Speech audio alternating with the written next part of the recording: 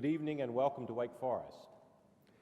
Voices of Our Time is designed to offer students, faculty, staff, alumni, and our greater community the opportunity to engage some of the world's leading thinkers for discussion of some of our most important issues. We're delighted to have you join us this evening. The 2008 election was a landmark event, and the challenges we face as a nation underscore the importance of our choice of a new president. As Barack Obama's administration confront the complex process of governing and setting policy, both domestic and foreign, Americans are indeed paying attention.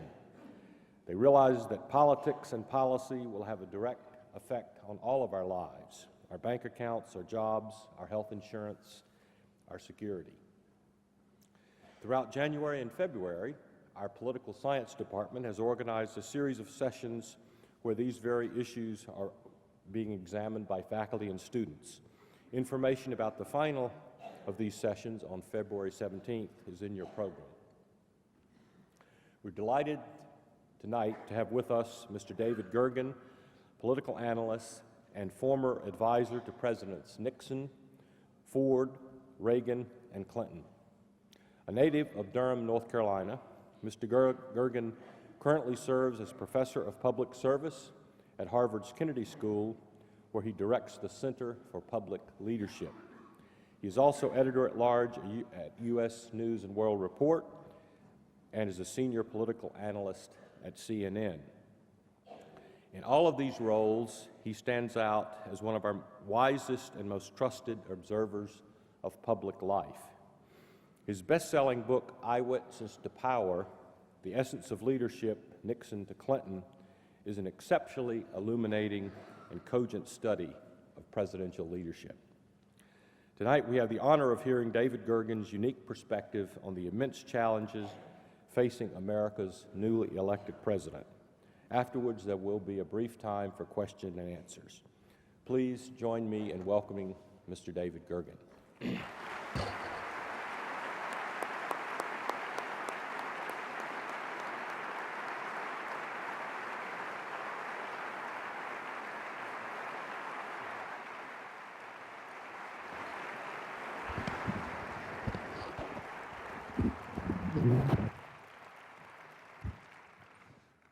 Good evening, and thank you very, very much for joining us here this evening in this wonderful chapel. This really is a chapel? It doesn't feel quite like it, but it does feel like home. And I appreciate the opportunity to come back to North Carolina. I try to come as often as I can. I have ties to Duke and growing ties to Elon University, and it's good to be here in Winston-Salem and at Wake Forest. I must tell you, growing up here in North Carolina, I was always puzzled. I never understood why they were called the Demon Deacons. It just seems like that's a contradiction in terms. I understood the deacons, and I got that part of it, but I didn't, the Baptist part, but I didn't get the demons. I mean, where was this? It was always one of these mysteries when I was a child growing up. And why wasn't Wake Forest in Wake Forest? I didn't get that either. Why was it over at Winston-Salem? I didn't understand that. But I do remember, these memories of my mom coming to Winston-Salem to get those Moravian sugar cookies that became a favorite in our household. And there, at that time, there was a fellow who was playing for Wake Forest in a basketball named Dickie Hemmerichs. I think that was his name. And I remember moments because my dad taught at Duke, and moments of anguish as I watched him play and whip us on the basketball court. But it was wonderful growing up in this state. I think it's a wonderful place to raise a family, and because I know many of you feel that way. And it's good to come back, and thank you for the invitation to talk with you this evening. In some ways, I'm a little surprised that you've asked someone from the banks of the Charles River, where I'm privileged to live these days, to talk here tonight. I will tell you the best advice that I had when I went north from Washington, D.C. to Cambridge, Massachusetts to teach came from Alan Simpson, who had been a United States Senator from Wyoming, Republican. When he left the Senate, went to the Kennedy School in front of me. When I got there, he said, "Now, David, just because you're coming here to Harvard Don't let it go to your head. He reminded me that he did not graduate from college cum laude. He graduated thank the laude, and and told me a story about a fellow out in his part of the country who was out on his ranch one day, and a young fellow drove up in a pickup truck and jumped out and said, "Old timer, if I tell you how many sheep you have here on this ranch, will you give me one?" "Well, I reckon, Sonny, nobody's ever asked me before. How many do I have?" "You have 978. "Hey, Sonny, that's very impressive. You got it right. You're entitled. You go right ahead and take one of my sheep." So the young man went over and picked up an animal, threw it in the back of his pickup truck, and started to drive off. The old timer yelled out, "Hey, wait a minute, young man, I've got a question for you." "Well, what's that, old timer?" "Young man, if I tell you where you went to college, can I have my animal back?" "Well, I guess fair's fair. Where'd I go to school?" "You went to Harvard, didn't you?" "Well, how'd you know that? How'd you know that? How'd you know that?" "It was easy, son. You just took my dog."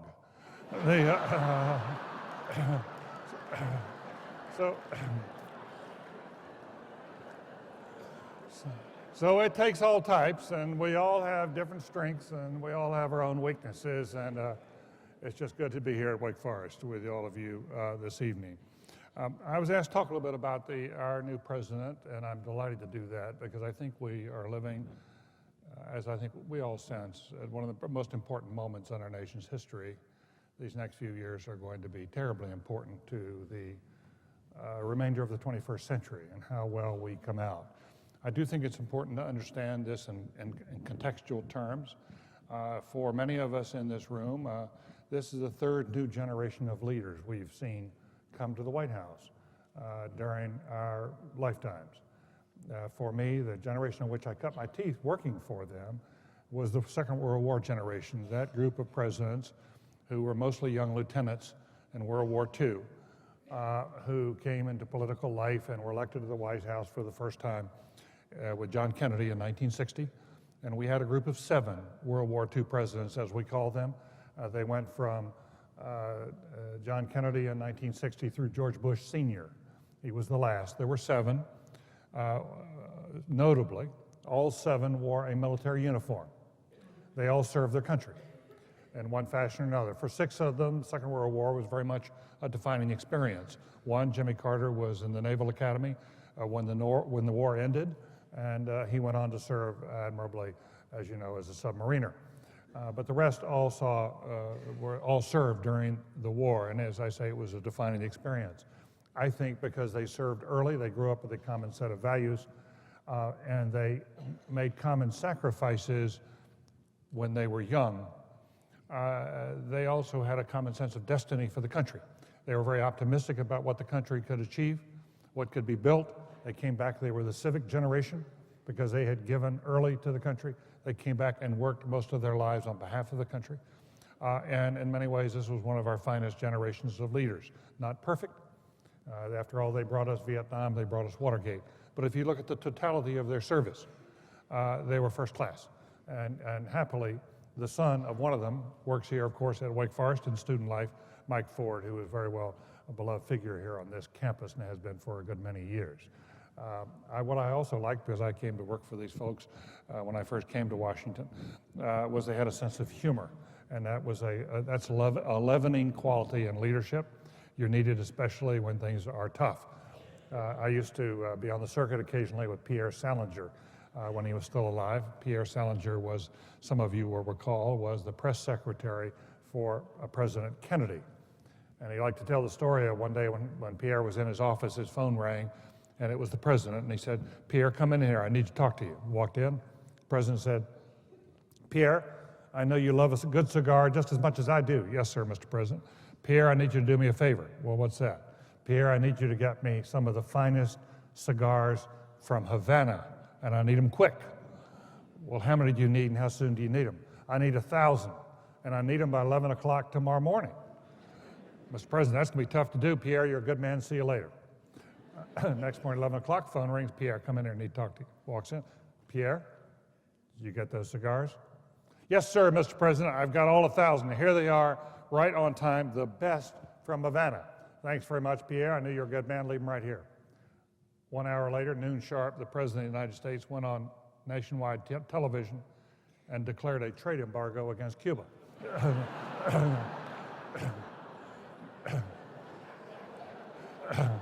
Now that's someone who has a sense of humor and appreciates good things. I remember Bob Dole was the last of those candidates.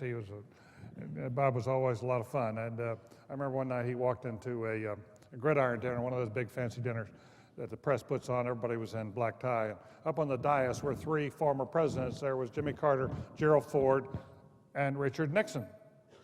Dole walks in and said, "Look up there. Hear no evil. See no evil.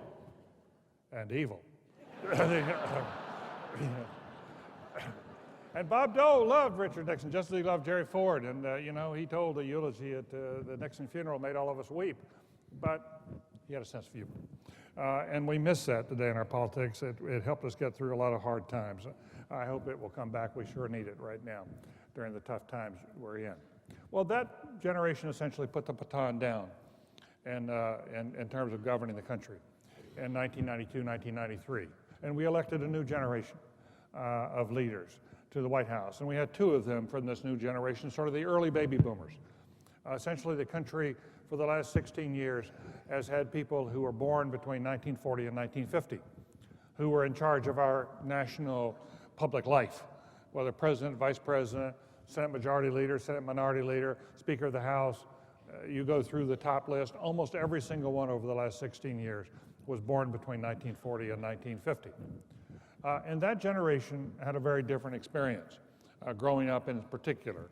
This is a generation that did not come of age during a victorious war. It was not a generation that was united by a victorious war. It was a generation, and I'm part of this, the group born between 1940 and 1950. We came of age in the 1960s and the early 70s. It was a time of enormous social turmoil in this country.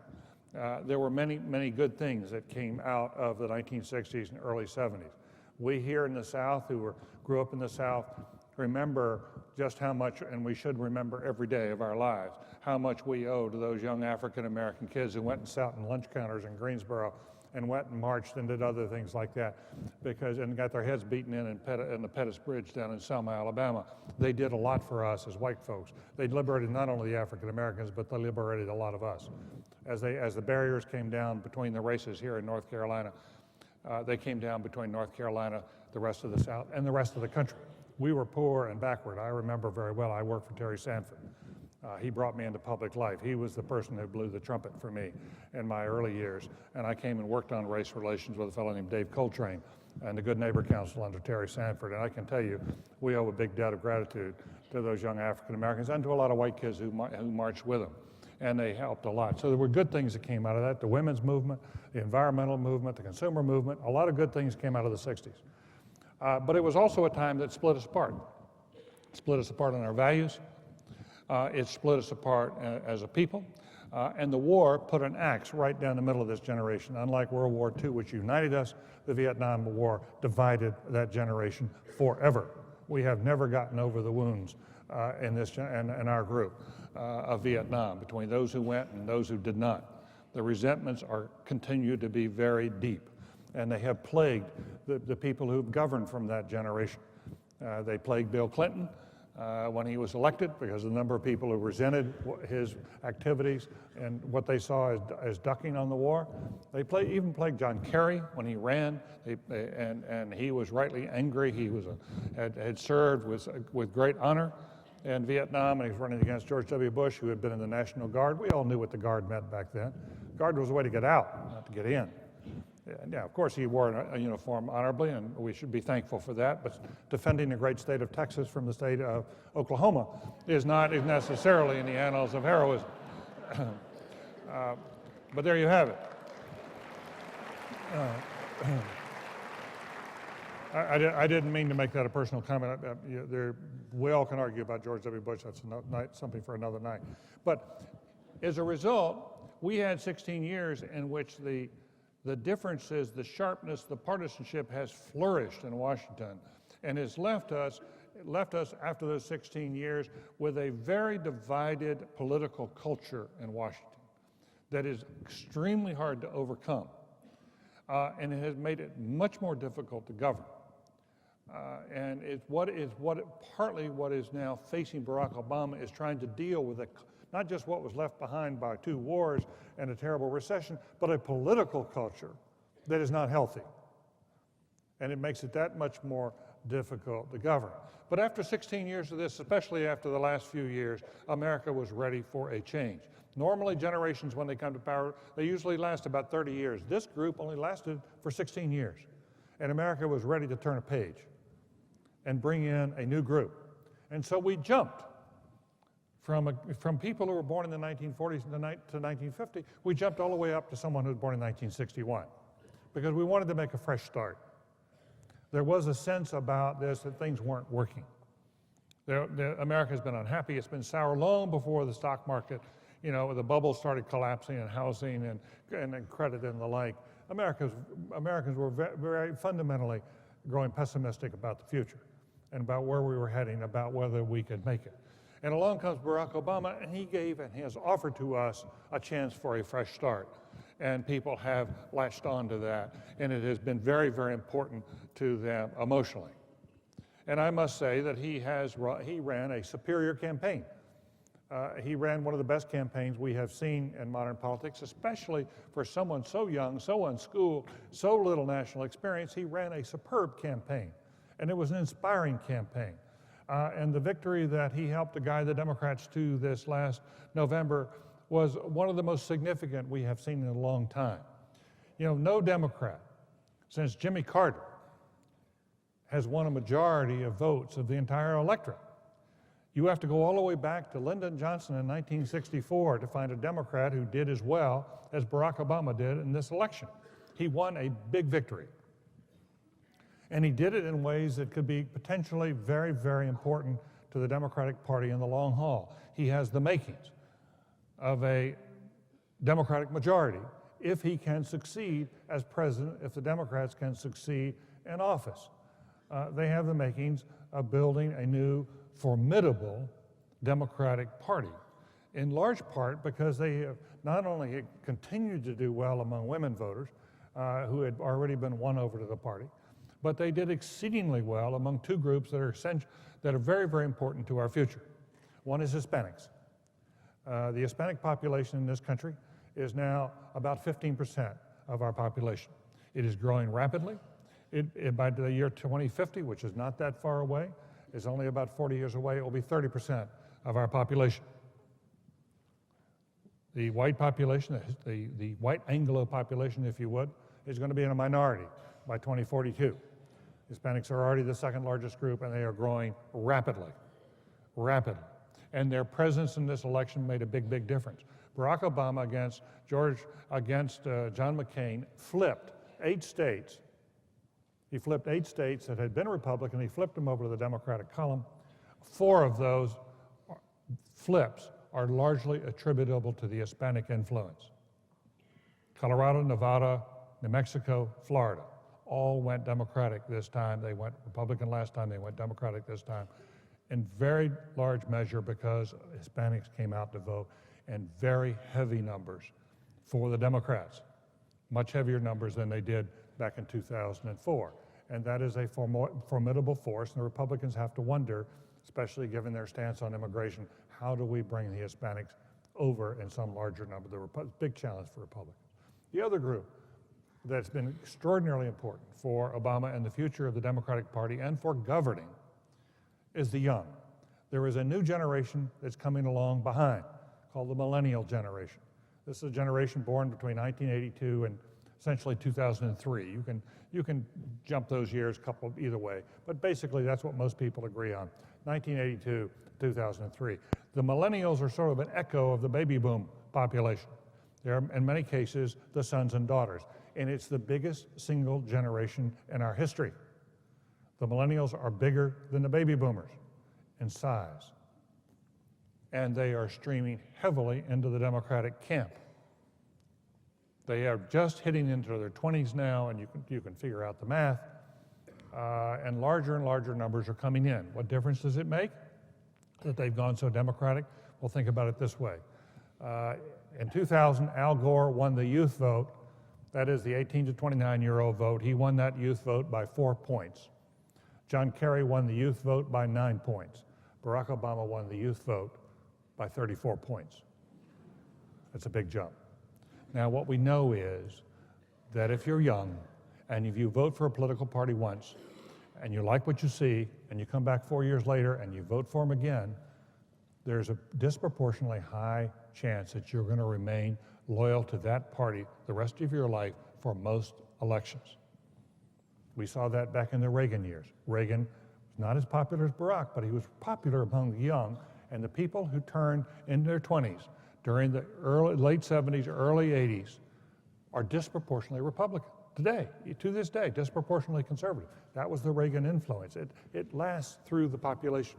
It lasts through, the turn of time. And so it's been very important that youth vote has come in. 2 of the states that I said 4 out of the 8 were Hispanic. 2 of them, North Carolina and Indiana, to a very considerable extent, the youth vote, the mobilization of the young people in this state made a big, big difference in the outcome.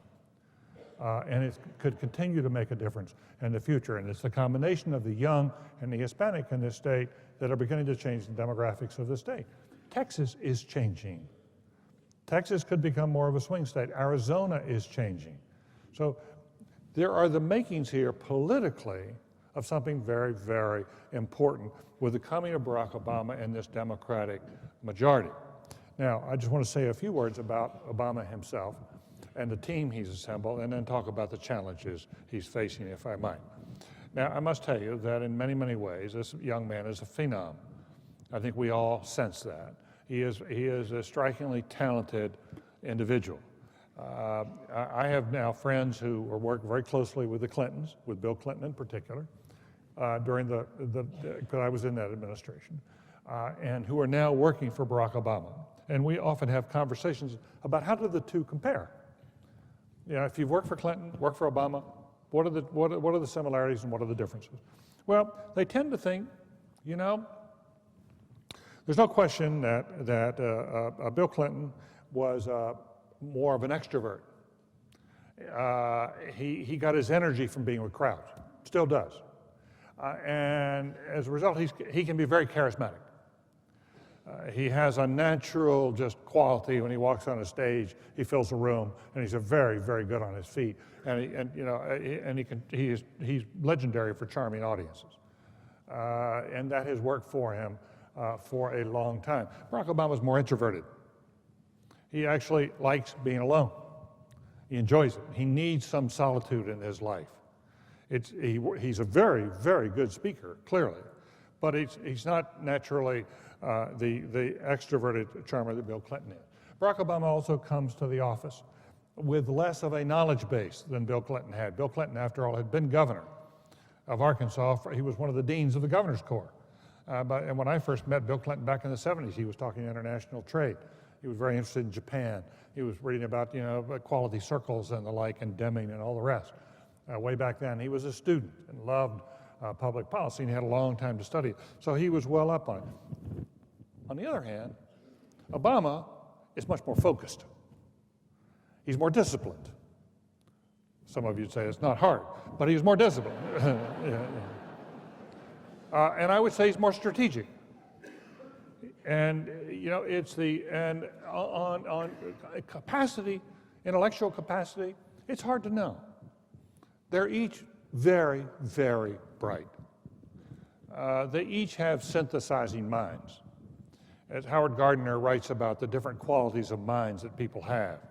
And I would say each one of them is a very good synthesizer. He's able to collect lots and lots of information from many, many different places and bring it together into a coherent structure in their minds. And then, because they both taught constitutional law, as you know, they're able to almost be professorial if they wish. You saw Barack Obama last night. He was almost in a professorial mode if you watched his press conference last night, his first as president. I hope there are many more.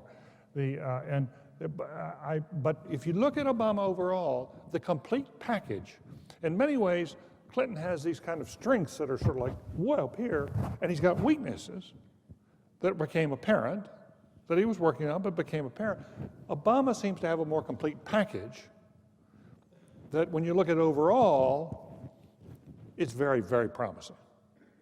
It's the kind of thing, if you're running a company, if you're an executive in a company, this is the kind of fellow you'd like to have in your company because he's well organized, disciplined, strategic. He has a sense of vision, he likes to clip it off. And that's a wonderful talent in a leader. He's very reassuring, he's very calming. He's almost preternaturally calm. I don't know, I once had the experience of walking a golf course with Tiger Woods for 6 holes.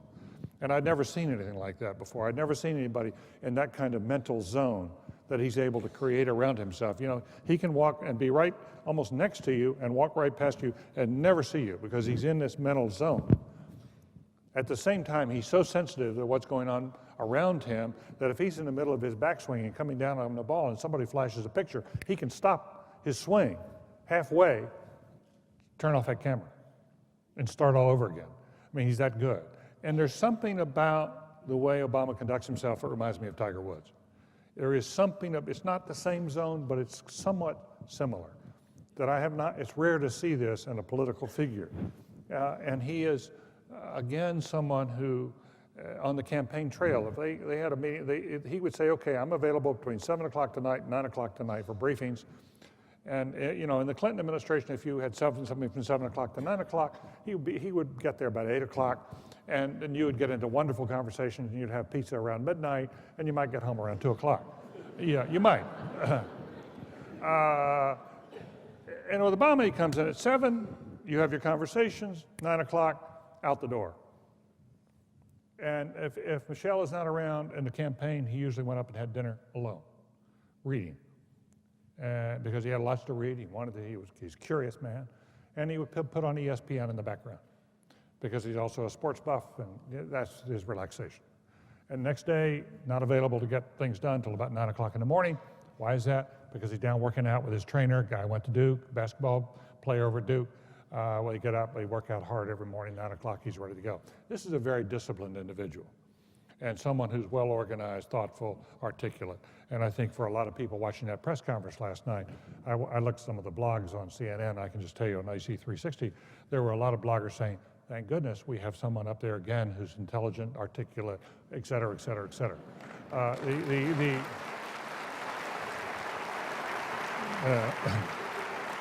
They were,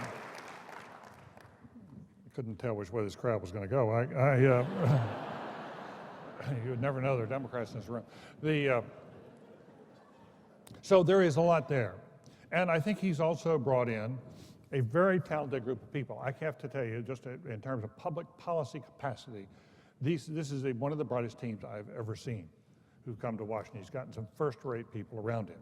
Now, I must also tell you that we're beginning to see that there are some issues here that they have to address. I think it's already apparent in the first couple of weeks, we're into the 3rd week now, it's already apparent that they have so much going on. They have so many balls in the air. And I know this from past White House experience. It is very, very easy for a White House to juggle 1 or 2 balls at a time. You get up to about 3, and you can sometimes take your eye off 1. You get up to 5, and you start dropping 1. And you get up to 8 or 9, which is where they are, and just inevitably you're going to drop some. And I think that they found on the vetting process of a lot of the candidates, they were doing it with such speed that they missed some things. It wasn't as complete as it might be. But they had to get people in place. They had so many demanding things on there that they wanted to hit the ground running that they vetted people quickly.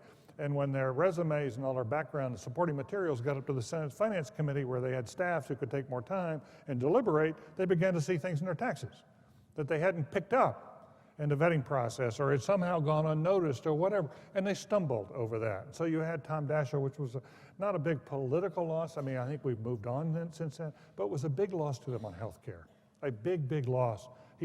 They saw him as sort of a centerpiece of the arch and trying to get health care reform done. So it's been a big loss and a personal loss for many people in the White House who were his mentees who worked for him on the Hill way back when.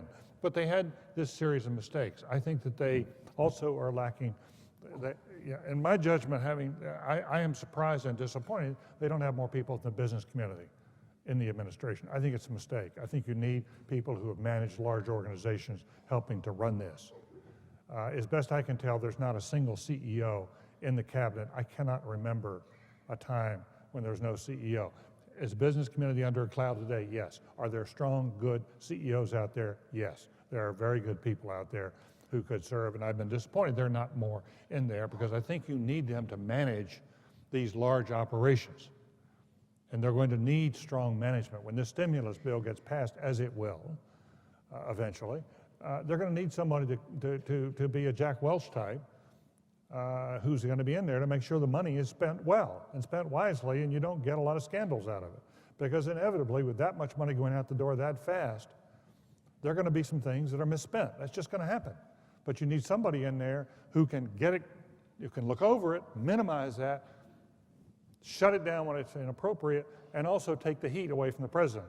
If there's, you know, don't make the president, when lightning hits on some of this money, don't make the president the guy the lightning hits. You know, make it one of his lieutenants. You can always replace the lieutenants. You can't replace a four-star general. And it's, you know, so it's really important from my point of view that they get some more managerial talent in there. So I don't think this is not a perfect scenario, and it's true. I have had the opportunity, the experience now going back to the White House and talking to people there recently, and I'm very impressed with the spirit, the energy, the quality. But I must tell you, like there's so much going on. It's like people are just like, and I said to one of them, I said, hey, when do you think? How do you have time to shut your door and think? You know, because Democrats are not like Republicans. Democrats in their office areas, they like to keep the doors open. Republicans all like to shut the doors. You know, we're going to do this in a very calm, deliberative, corporate way.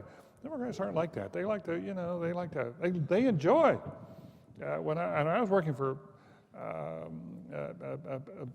Bill Clinton, well, I was working for Reagan. Reagan used to say, you know, sometimes in his White House, the right hand did not know what the far right hand was doing. It's just inevitable. And when I came into I came into the Clinton White House, and it was like near Bedlam in there, and at times in the early days. And I went to Al Gore and said, "Help me understand how this works." And he said, "Have you ever watched 8-year-olds play soccer?" And he said, "You can assign somebody a position. I don't care what position you assign them to. They're around the ball. That's what happens when you're 8 years old. You just go for the ball." Well, that's what happened in the Clinton White House. Everybody went for the president. I mean, you know, you come into the Oval Office before he was going to go out and meet the press. There'd be people climbing in the windows. There'd be people coming in the doors, say this, say that. People sticking things in his jacket. And it took him a while. Erskine Bowles helped to sort that out, by the way. And he was one of the great White House chiefs of staff. And I'm so proud and pleased at what he's doing here at the university. This is such a fine state now for the university. We're just so blessed in North Carolina, the quality. And Wake Forest, right there at the top, is a wonderful thing. So there are some qualities here now that I think need some attention, and they'll get it settled out. These are growing pains of a normal settling in of a White House. Every White House has some growing pains getting settled in. But here they are faced with, I must tell you, the most difficult challenges of any president that in our lifetimes. Having had the privilege of working for several who got in their early months in office, sort of that creative time, that I think the first months do set the tone for almost everything else that happens thereafter, the first maybe year to 2 years, but especially the first 8 or 9 months. I can't remember a time when the agenda was as complex and as important as it is now, and I'm very sympathetic because I think all of us have a stake in their success. You don't have to be a Republican or a Democrat to believe that when we have a president at a time of crisis, we as Americans all have a stake in the success of that administration. We can do our partisan politics later, but for the right now, we've got to get through the storms.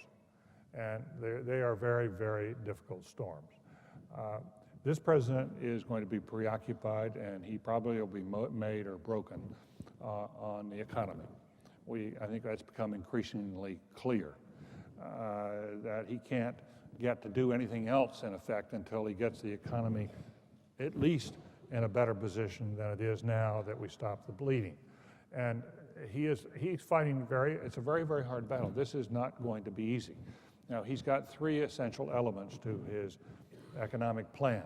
He wants the stimulus package to get money into the hands of people, to consumers, to get things and to create jobs, as you know, to try to either save or create 4 million jobs over an unspecified length of time, very hard to measure. But the stimulus package is one leg of the stool.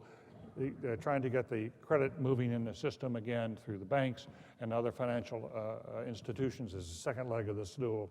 And the third leg is housing.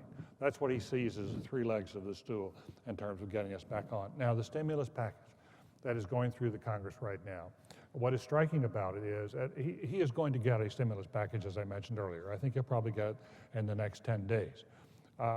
Economists of all stripes agree that a stimulus is necessary. There is growing disagreement about whether this stimulus package will do the trick.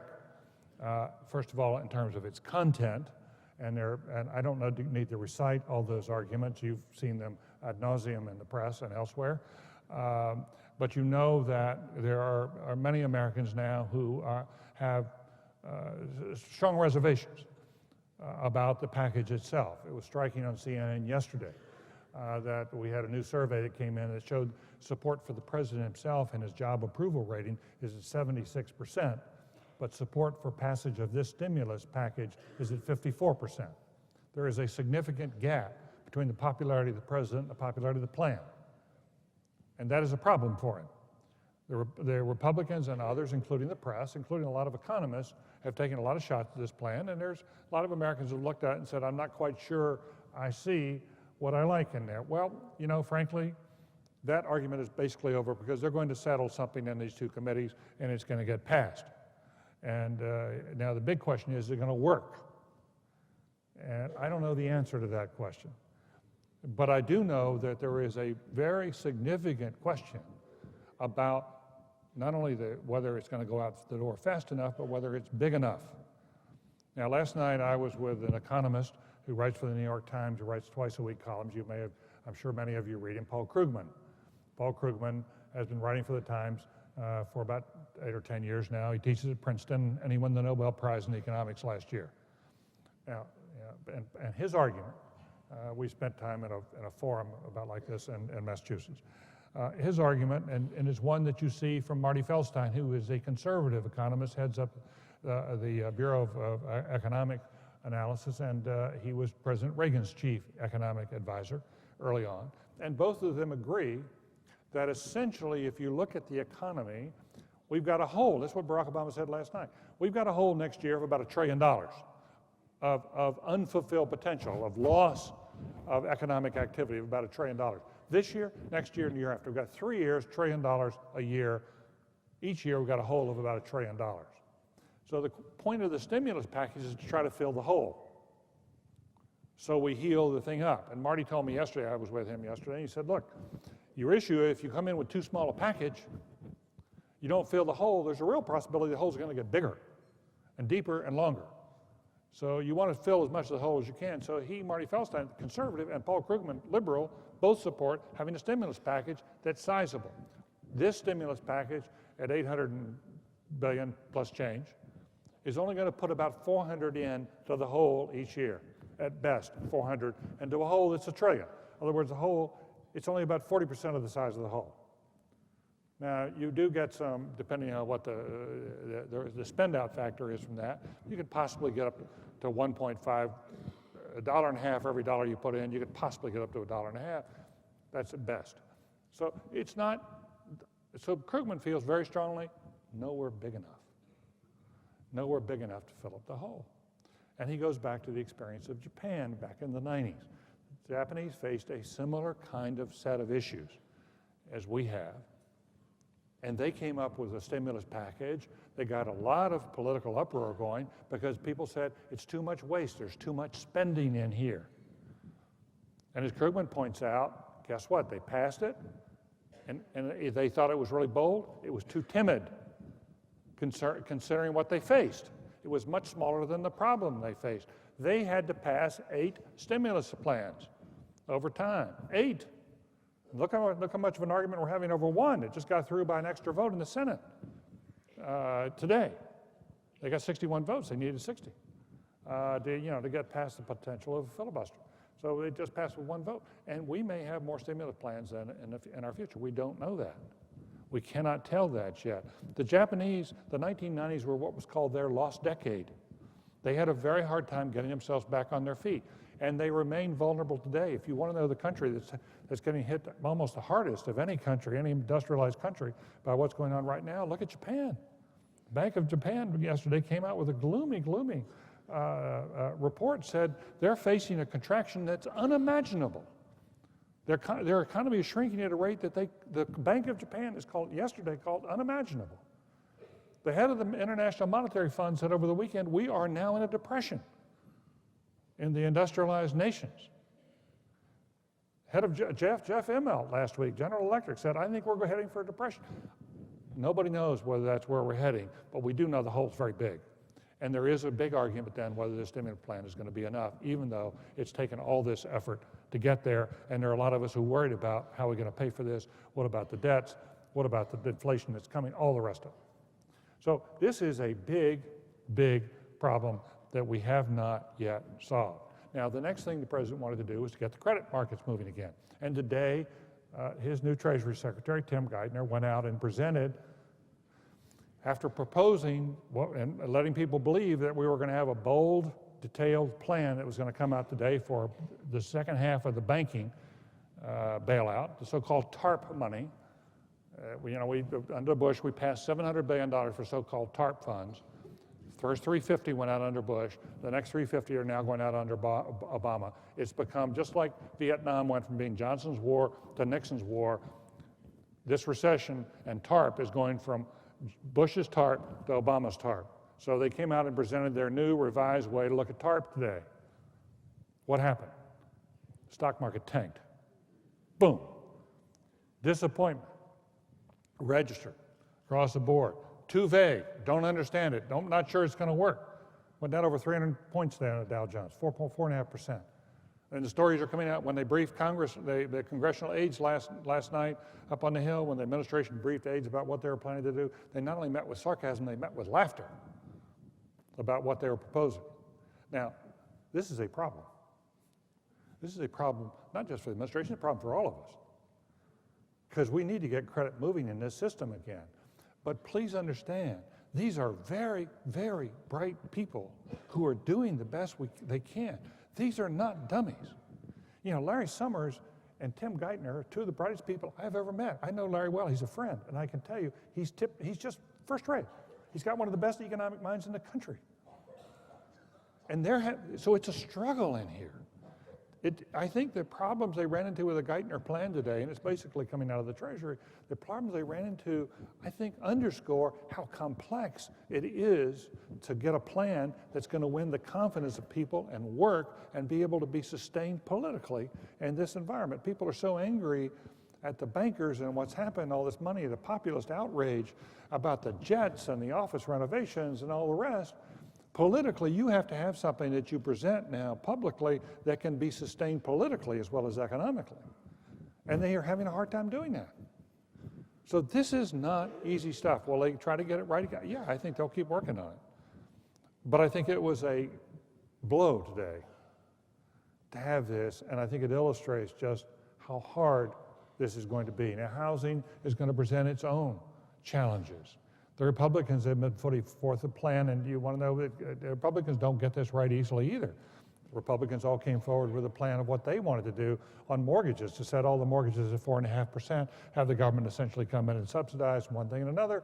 You open up the Financial Times today, two major Republican economists, conservative economists, one of them a Nobel Prize winner, saying, this is a dumb plan. Saying that about the Republican plan to save housing. This ain't going to work, dumb plan, let's get rid of it, terrible idea. So what I'm saying is these are challenging times, and we have good people working on them, but they're very hard problems, and what we also know is that Barack Obama, as I mentioned earlier, has inherited a political culture which is very hard to make work. You know, he's made all these outreach efforts to the Republicans. How many votes did he get out of the Republicans? They got 219 Republicans in the House and Senate of the United States. So far, he's gotten 3 votes from Republicans out of 219. That's a lot of bipartisanship, ain't it? So he's having a hard time cracking the culture. I think he deserves credit for reaching out. But if they're going to reach out, it's also true they're going to have to reach out with more than music. They're going to have substance too. And the Republicans have a point in saying, wait a minute, you can't just invite us to the White House for tea and cookies. You've got to have some policy agreements too about what actually works, what we think makes the economy work. And I think to some extent the Republicans have a point that in the culture of the Congress they were shut out more often than they should have been, and that they need to be heard and to be listened to respectfully if you expect to get their votes. So there is an awful lot of work to do on this economic front. Should we be disheartened? No. We should be realistic that this is tough work. We should remember Franklin Roosevelt, when he got started, made a lot of mistakes. A lot of times he had to back up, turn around, do it over again. You know, he said very plainly, when I step up to bat, I don't expect to hit the ball every time. What I'd like to do is hit it more often than I not hit it. But in today's atmosphere with, you know, everybody sort of, you know, looking over your shoulder, you can get hit pretty hard for making a mistake. You know, you don't get many second times at bat in this game sometimes.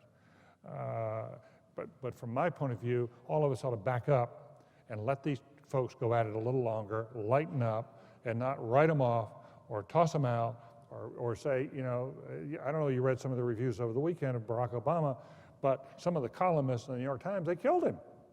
I mean, they had brutal reviews. Maureen Dowd, Frank Rich, they really went after him. And I think they're wonderful writers, and I often love what they have to say, but I think it's time for us to lighten up a little bit and let Barack Obama and his team have some space and more time at this and more effort and see where we go. It may not be perfect. I think he's been right to say it may not be perfect.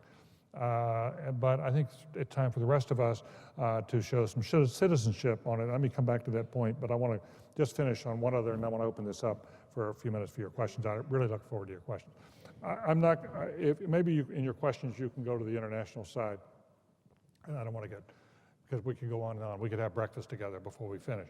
And in fairness to you, we do have research out of the Department of Psychology at Harvard, which says that if an author or a speaker goes more than about 45 minutes, only about a quarter of the audience continues to pay attention. About a quarter of the audience fights off sleep, and about half the audience engages in sexual fantasies. And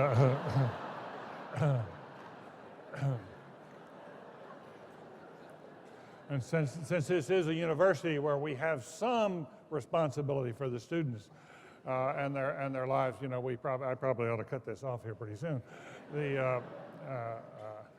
But I do want to mention at the same time, even as Ian Harris says, there are so many other issues that are coming his way that have international as well as domestic ramifications. The energy, global warming issue, he has to get on top of that. We've got a big conference coming up at the end of the year in Copenhagen, a big international conference. He has to get some sort of energy plan in place. It's going to be very tough in these circumstances, especially if he can't get bipartisan sort of approach to energy. He needs to strike a bargain, so both the left and the right, whether it's fossil fuels and nuclear versus alternative energy, solar, wind, whatever it may be, there has to be some effort here to see if we can't strike some balances and at the same time reduce our carbon emissions, and that's going to be a big, big deal that the president is going to have to deal with. And perhaps in terms of our future, you know, our grandchildren are going to say, you know, it wasn't that recession you went through with all your unemployment, it's what you failed to do with global warming. That was your real legacy. So we have to keep that in mind as we go here. In addition to that, I must tell you that I think the competitiveness question is looming long-term for us as well. We are increasingly finding that if those of our children who do not finish high school ready to go to college or ready for a 21st century job, those kids are going to be left behind. We talk about no child left behind. That's just madness. We're leaving millions of kids behind every year now through dropouts, through our school system that needs such serious work. You know, Bill Gates Jr., who has, I think, been absolutely right about this. I was with him not long ago when he came back from an international trip and said, compared to the rest of the world, our high schools are obsolete.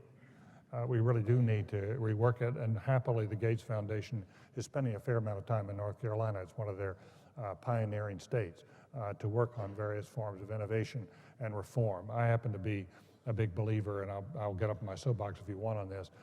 I happen to be a big believer in Teach for America.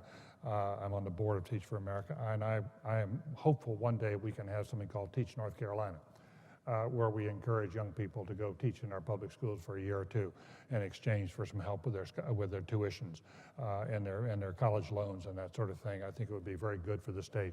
TFA has done a great job nationally. We need Teach for America here in a bigger way in North Carolina. We have it here. Dick Spangler put a lot of money into it in Charlotte about a year ago. It's in a couple of other parts of the state. But we need to do far more with our public schools, and that is a big, big challenge for the Obama administration as well. A few months ago, I was on a panel with Jim Baker and Sam Nunn, the former Secretary of State, the former Senator, and asked them in terms of foreign policy, which is going to be more dangerous for the next president? Will it be Iraq or Iran? And they both said Pakistan. There is an arc of instability that stretches now from Gaza, Israel, Lebanon, Hezbollah, through Syria, all the way over now to Afghanistan, Pakistan, includes Iran and Iraq. This is a big arc of instability that is going to be preoccupying the next administration. They have no choice but to spend a lot of time on it. They are sending first-class people to work on it, starting with Hillary Clinton, but also Richard Holbrooke and George Mitchell and Dennis Ross, who will be soon enlisted, I think. There's some really, really wonderful people. But the problems that we face on the economic side are mirrored, they're paralleled on the international side. They're very intractable. You know, watch what happens. Israel's voting today. Watch what happens. This is going to be very difficult. We don't know what's going to emerge. If Bibi Netanyahu emerges, as he is favored to do as the Prime Minister of Israel, you know, trying to get a peace agreement is going to be very, very hard work. It's going to be very complex because the Israelis have paid a real price for trying to give land back. They didn't get peace. They gave away land, didn't get peace. And that kind of problem goes everywhere you look now. You see these kind of fires burning. And so that's why this presidency is going to be as promising as it is. We're just in the opening days of one of the most incredibly important dramas of modern times, is to see how well this president, his team, the people in Washington can govern. But I want to come back to this one point. Yet we are putting all our chips on Barack Obama, and that is unfair to him. Yes, we need a strong, effective, moral leader in the White House. Yes, this young man is enormously promising, but he cannot do this alone. Leadership, as he demonstrated in the campaign, is about mobilizing people in towns and communities across the country to step up as citizens, to take responsibility in their own lives, in their own families, to create a culture of responsibility, as he talked about in his inaugural address. And that magic moment when we had 2 million people in Washington to see it and millions more tuned in all around the world. This is really about us too. It's about us as citizens. And I come back to that World War II generation that included people like Jerry Ford and John Kennedy and so many others. When I got to Washington, what I found was there were strong Democrats and there were strong Republicans, but that World War II generation thought that first and foremost they were strong Americans. That's what they believed in. That's why they were good stewards. And it's our responsibility, as Barack Obama struggles to come to grips with these problems, to remember that we have a stake in this too, and to step up and say, yes, we may be strong Democrats, we may be strong Republicans, but first and foremost, we're strong Americans. Thank you very much. Thank you.